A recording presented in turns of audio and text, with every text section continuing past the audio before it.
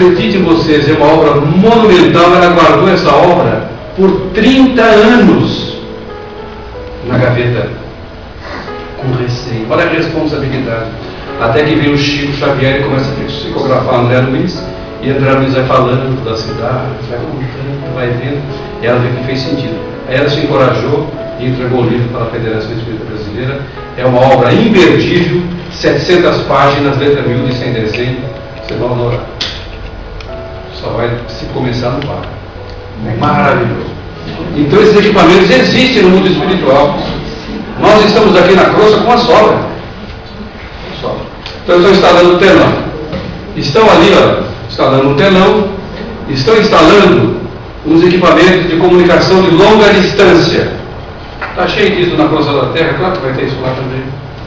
Estão instalando os equipamentos chamados de auscultadores vibracionais, que conseguem medir o nível de vibração do necessitado para que se dê a ele o atendimento preciso, com uma margem quase zero de erro. Também instalaram ali outros equipamentos.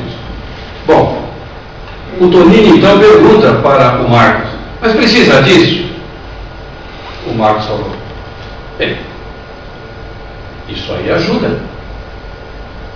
Se nós não tivéssemos esse aparelho, apenas o Joel, que é o mentor, poderia realizar o trabalho. Mas ele faria isso com muito esforço. Mesma coisa. O computador é a máquina mais burra que existe. Não se iluda, não. Mais burra que existe. A única coisa que aquilo que você manda ele fazer com um programa, ele faz em altíssima velocidade. É um auxiliar precioso do qual não podemos abrir mão hoje. Não é verdade? Então é um auxiliar, mas é claro que poderia abrir mão disso, mas a espiritualidade usa todos os equipamentos. Muito bem. Vai abrir o centro para o público. Está lá o irmão que vai abrir a porta, e nós todos somos convidados agora para o lado de fora, para ver como é que é o barulho do lado de fora. Estamos do lado de fora do centro e a porta está sendo aberta. Os equipamentos ligados, só entra aqui quem estiver habilitado vibratoriamente. Essas entidades escuras, sombrias, atrasadas, não conseguem entrar. E elas têm as reações mais diferentes. Os capacitores vibracionais selecionam os que vão entrar. Mais diferentes. E muitos deles gritavam: eu quero entrar no paraíso, porque eles tinham aquele foco de luz. E são espíritos ambientados em regiões sombrias, por causa do atraso espiritual, e imaginavam que ali era um paraíso. Outros gritavam: eu quero entrar no céu. Não era céu, era coisa da terra. E alguns mais bravos xingavam, falavam palavrões. Enfim, toda essa estrutura de segurança para garantir que lá dentro o trabalho pudesse acontecer. Todo trabalho no centro espírita deve ser música, porque a música, ela cria uma atmosfera vibratória branda, saudável, aconchegante, né? Se nós não tivermos o privilégio de ter um neto com um violão, vamos colocar um CDzinho, né? Uma musiquinha suave, vamos colocar. Né? A importância da música. A palestra vai começar. Agora aqui já tem encarnado. Quem é encarnado? Ali está um encarnado e aquela senhora também. E o orador que é o encarnado. Atrás dele, dois espíritos. Aquele lá é um espírito elevado que vai ajudar o orador. Vai dar dicas, confissões. Só que o orador tem que ter preparado a palestra. Não adianta ir lá sem estudar, não, porque ele vai preparar o estudo. Naturalmente, na mente dele, o mentor atrás dele vai verificar os pontos de referência e vai dando como se fosse flash de uma máquina fotográfica, que você vai lembrando e vai conduzindo a fala aqui, ali, acolá, para atender a necessidade do mundo. Muito bem. É feita uma prece de abertura, né? Uma chuva de fluidos, quando a prece é feita, ela cai sobre o público, provocando uma sensação de paz e de reconforto. Vamos lá. Mas nem todos os que estão presentes assimilam isso. Por isso nós temos que estar ligados com o que estamos fazendo. Muito bem. Uma parte dos presentes está longe de entender isso. E a cabeça deles vão até fora do local, como vocês vão ver em outros quadros. e outros estão compenetrados da grandeza daquele momento. O orador começa a falar, olha o mentor atrás dele, focando a mente dele. É claro que os encarnados não estão vendo isso, mas isso está acontecendo. Quando fala os oradores, ninguém fala sozinho. É um trabalho de equipe. Ele começa a fazer a palestra, e a palestra naturalmente produz efeitos no público. Ele conduziu a fala para um determinado assunto que afetou essa moça, porque ela, durante o dia, teve uma briga com a mãe dela.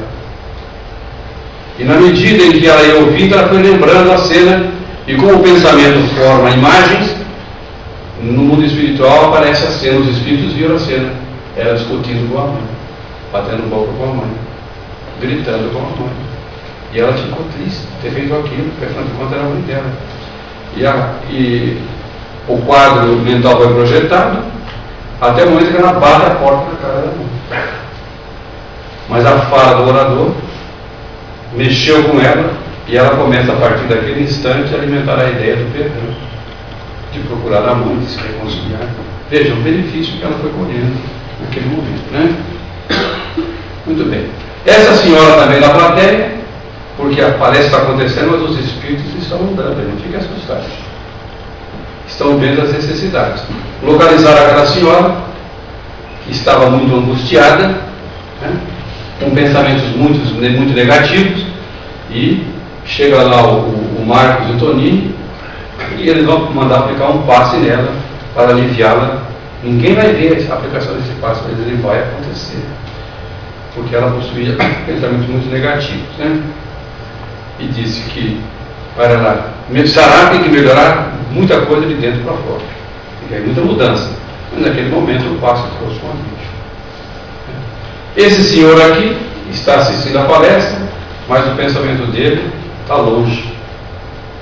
Está lá no escritório dele, pensando nos negócios, está tarde. Não conseguiu se desligar. Não está aproveitando? Está, mas está aproveitando pouco. Ele não conseguiu exercer, separar as coisas, né? E isso nós temos que ter disciplina para prosseguir, né? Esse outro aqui então dormiu. Puxa,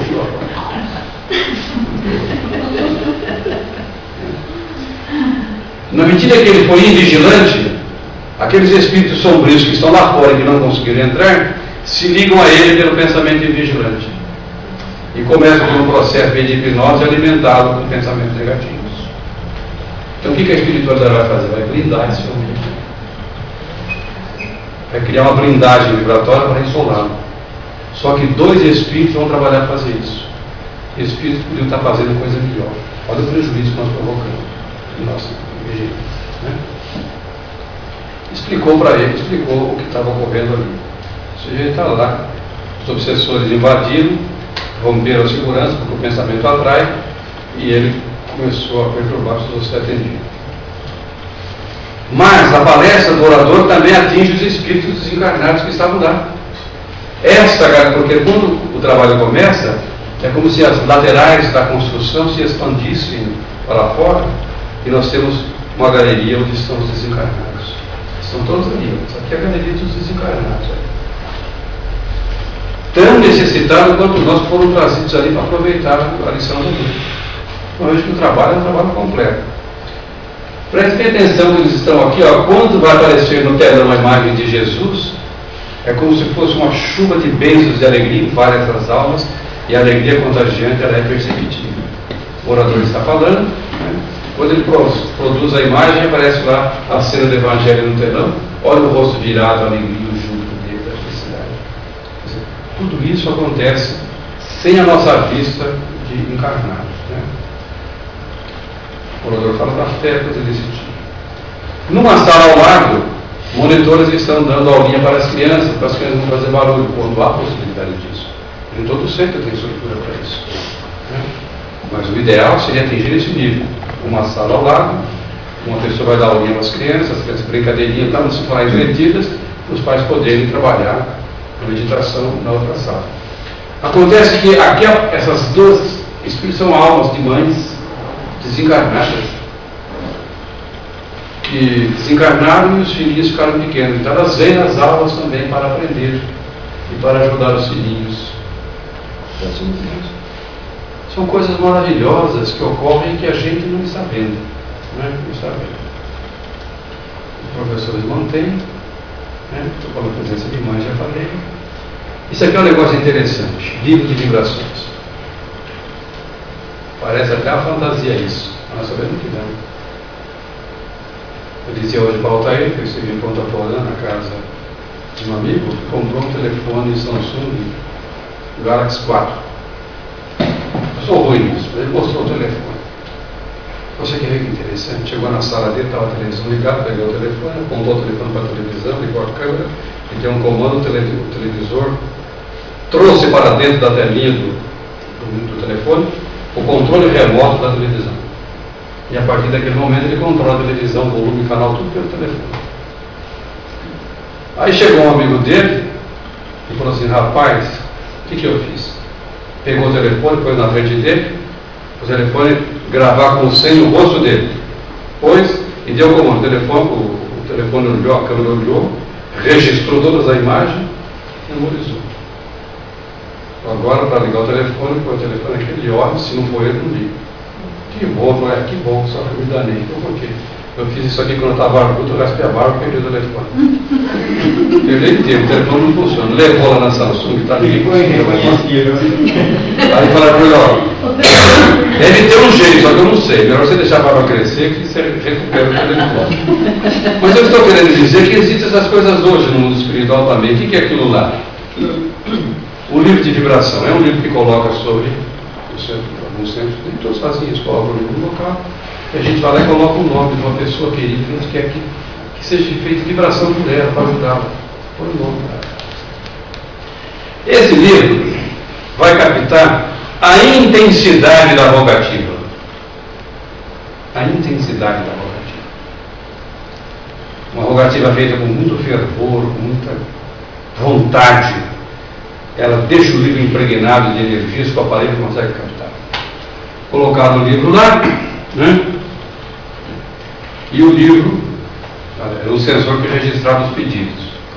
E o livro revelou um nome, apareceu um nome lá: Antônio Ruiz dos Santos. Esse nome é fictício, só para colocar. Antônio Ruiz dos Santos. Aí o técnico que está controlando o aparelho focou mais no aparelho e informou que a pessoa que havia pedido a rogativa estava presente, aparece o rosto da pessoa que pediu, e que estava lá no salão. Aí ele designa 2 espíritos para atender aquela mulher. Vão lá, a mulher está lá no salão. Começam a entabular a conversação mental com ela.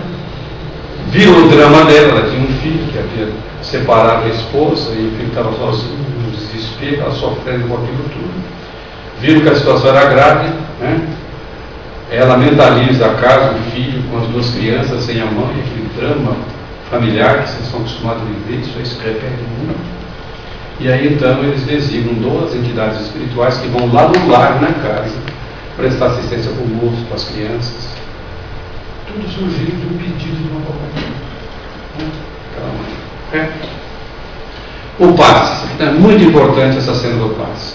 Estamos aqui na Câmara do Passe, tem que prestar atenção. Aqui nós temos, deixa eu ver se eu consigo focar aqui. Aqui nós temos, olha, é um paciente, vai tomar passe, um encarnado. Cuidado, tá? Esse aqui é o médium passista, que está na frente dele, com as mãos levantadas, precisa de energia. Aqui é uma médium passista, aqui é outra e aqui é outra. Atrás do médium passista tem um espírito desencarnado, focado na luz, ligado com o mundo espiritual. Através dele a energia passa para o médium e do médium passa para o paciente.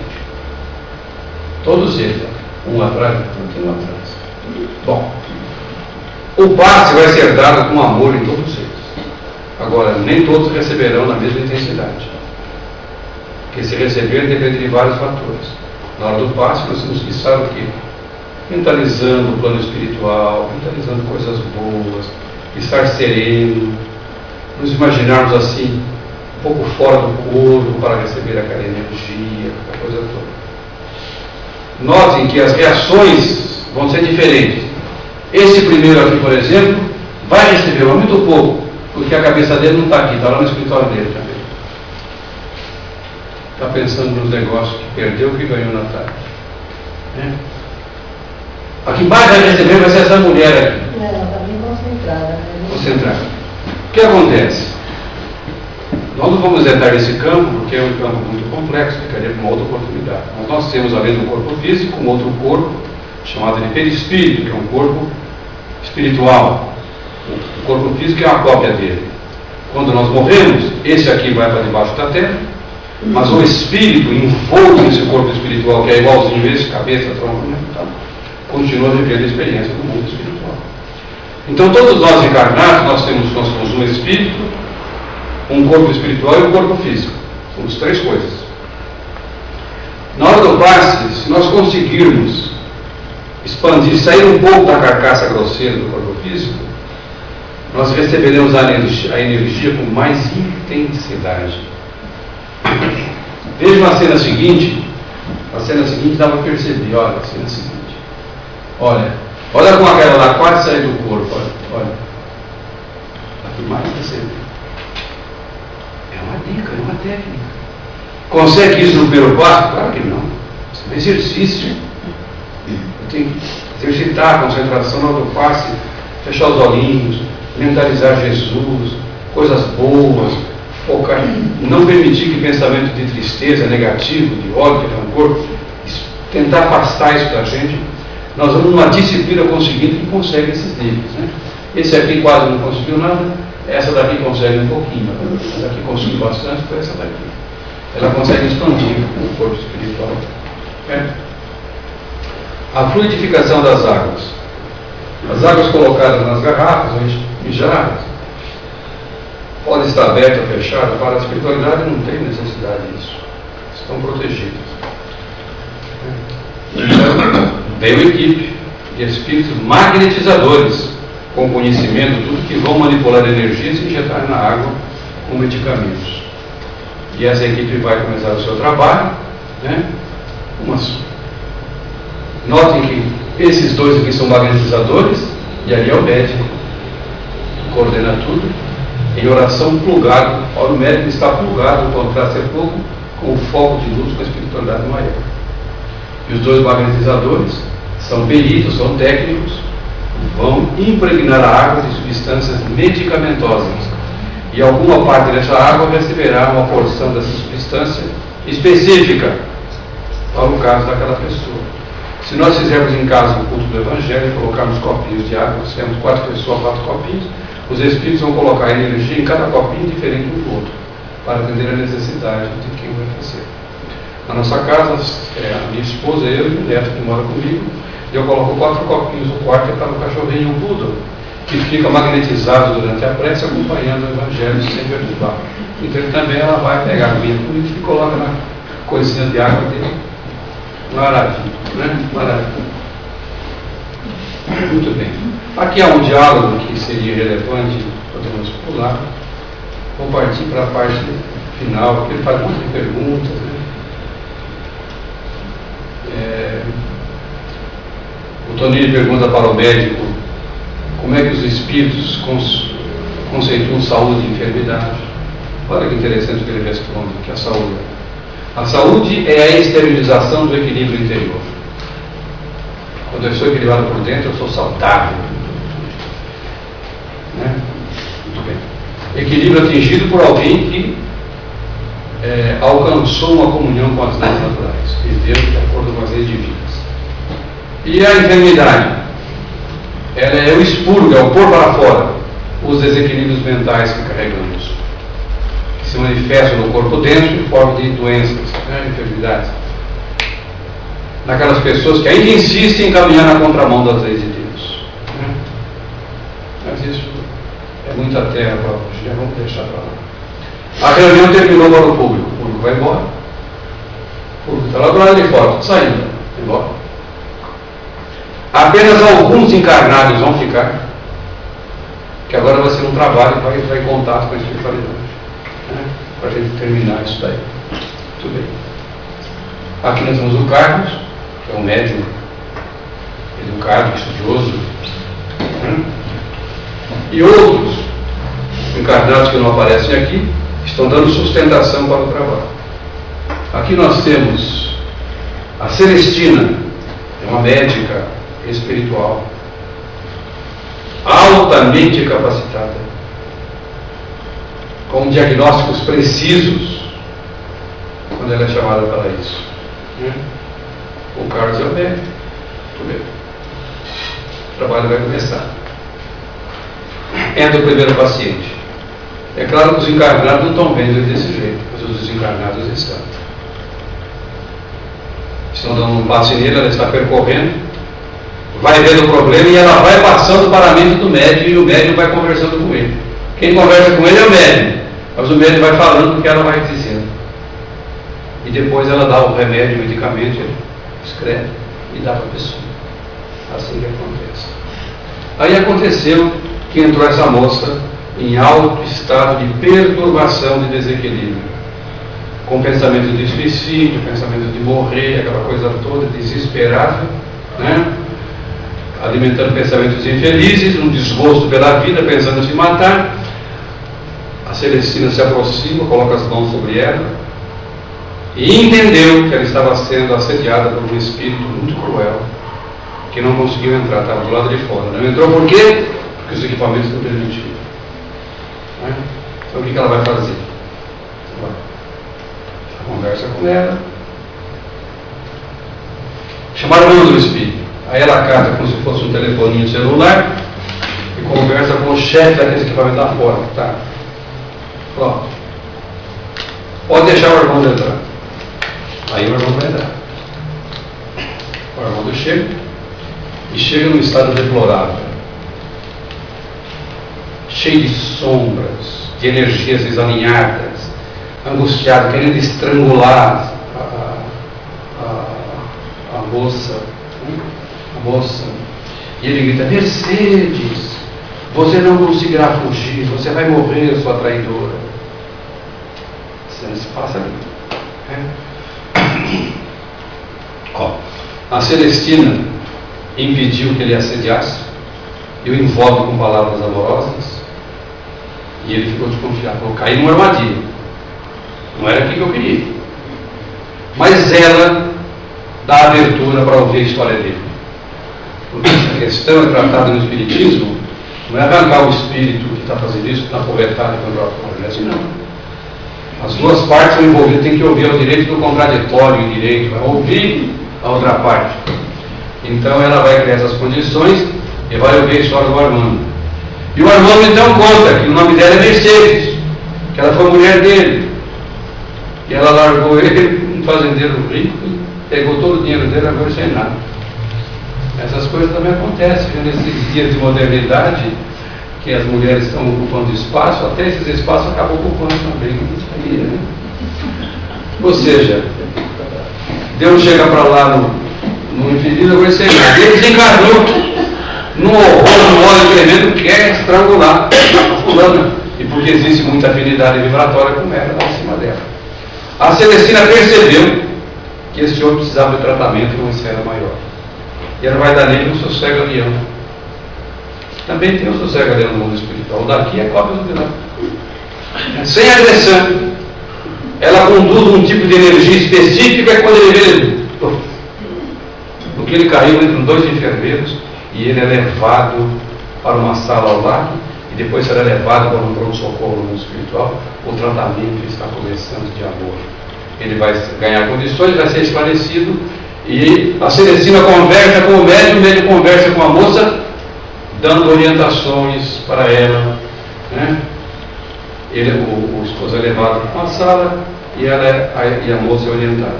Terminou tudo, não tem mais encarnados ali, todos foram embora até o médico. Está só o Joel, reúne todo mundo, vai fazer um balanço da noite, o que nós fizemos, o que nós produzimos, né? Decidem, aquele paciente vai para tal hospital de tal cidade espiritual, aquele outro é um caso específico, vamos levar para aquele outro. Tudo é decidido ali com amor.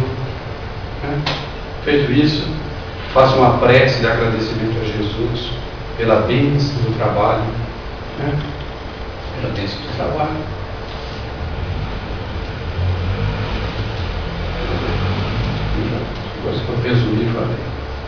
prece pela bênção do trabalho e vão embora. Alta madrugada. E essas almas trabalham. Nós vamos desencarnar e vamos nos dar conta de que estávamos aqui de férias. Foi bom. Trabalhar são essas almas desencarnadas. Um trabalho ininterrupto, prazeroso de amor. Muito bem. Eu preparei para encerrar aqui algumas coisas para a gente ir embora com o substrato. Ficou evidente em tudo isso que o centro espírita, esse local onde nós nos reunimos para trabalhar, possui algumas funções que nós chamamos de primordiais.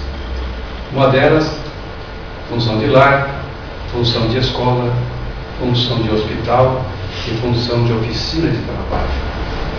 O centro espírita é tudo isso. É um lar, é uma escola, é um hospital, é uma oficina de trabalho. Porque todos nós somos seres espirituais, não importa que estamos encarnados ou desencarnados. Ou os desencarnados que estão aqui conosco também são seres espirituais. É que neste momento nós estamos na crosta do corpo físico e eles não estão. Amanhã nós vamos para lá e eles virão para cá. E nessa alternância a evolução procede. Não, literalmente amanhã, né? Não. Ah, não. Não exageremos. Não exageremos. Veio socorro. Pode assustar, né? Quando que o centro espírita assume a feitura de um hospital? Nele nós atenderemos os doentes do corpo e os doentes da alma. Quer eles sejam encarnados ou desencarnados. Seja no passe, seja alguma casa que tem estrutura dessa para ter um trabalho de cura, mas nem todas têm. Mas mesmo no trabalho de passe se faz maravilhas. Nesse hospital nós receberemos medicamentos provindos da onde? Do grande laboratório do mundo invisível. Em circunstâncias especiais, até mesmo cirurgias espirituais podem acontecer. Alguns núcleos que há médicos que têm essa condição e realizam cirurgias, né? Mesmo sem incisão. Conserta o corpo espiritual e o corpo espiritual por tabela conserta o físico. Não nos esquecemos de que essas curas só virão se nós tivermos necessidade e merecimento. Né? E quem não teve merecimento, nem mesmo Cristo curou. Quando o centro espírita está numa oficina de trabalho, nele, nessa oficina, nós vamos aprender a amar o próximo. Quando o centro promove atividades em que os trabalhadores vão trabalhar no exercício da caridade. É uma oficina de trabalho. Nela nós aprenderemos o amor ao próximo, deixando o seu embasamento teórico para adentrar no legítimo exercício da caridade. Não é? Precisamos ajudar os irmãos que passam frio. Vamos fazer a campanha de sair, coletar, levar, entregar. Mantimento, coisa desse tipo. Trabalharemos em todos os setores da casa, consoante a capacidade de cada um. Quem tem facilidade, ensina. Quem não tem, vai varrer. A varrer a pessoa? De jeito nenhum. De jeito nenhum. Vai varrer, vai pôr em ordem, vai organizar, vai fazer parte. Todos podemos trabalhar e devemos trabalhar. E o centro tem que criar essas condições. Nessa oficina, nós vamos vivenciar a máxima de Jesus. Quem quiser ser o maior, seja o servidor de Deus. Veja que visão diferente. Nós imaginamos que o maior é mais poderoso, mais badalado, mais a crista da onda. Jesus se ajoelha diante dos apóstolos com uma bacia e uma toalha e lava os pés dele. Pedro refuga. De jeito nenhum, mestre. Não lavará os meus pés. E Jesus falou: se você não deixar eu te lavar os pés, você não entrará comigo no reino. Aí o Pedro, que a ficha sempre caía atrasada, diz assim: então, Senhor, não me lave apenas os pés, mas também as mãos e a cabeça. Já queria um paninho completo. Mas Jesus dá essa evidência: quem quiser ser o maior, seja o servidor de todos.